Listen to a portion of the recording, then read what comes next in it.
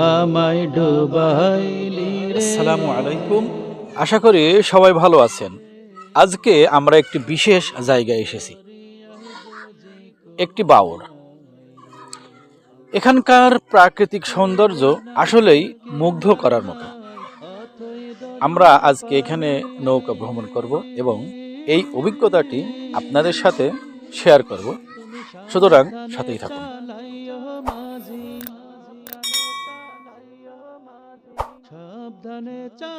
আমরা এখন নৌকায়। বাওড়ের পানি একদম শান্ত এবং স্বচ্ছ। চারপাশের গ্রামের দৃশ্যটা কত সুন্দর, তাই না? আসলে অন্যরকম অনুভূতি পাচ্ছি আর কি।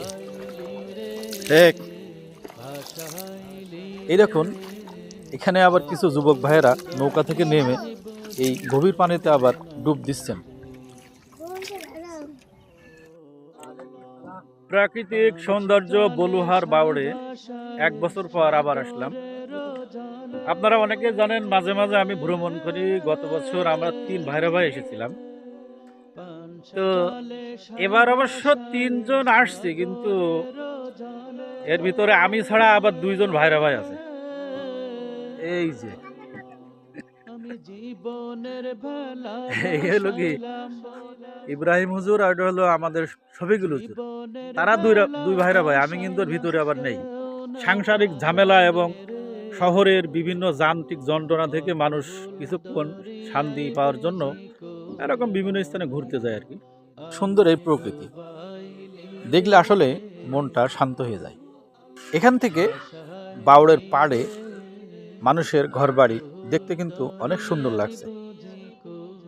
সুন্দর একটি মসজিদ দেখা যাচ্ছে এখান থেকে।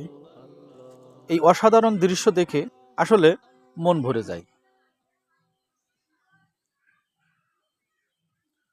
বাওড় ভ্রমণটা আমার জন্য খুবই আনন্দদায়ক ছিল। প্রকৃতির এই সান্নিধ্যে মনটা একদম ফুরফুরে হয়ে গেছে। আপনারা চাইলে এমন একটা জায়গায় ঘুরে আসতে পারেন।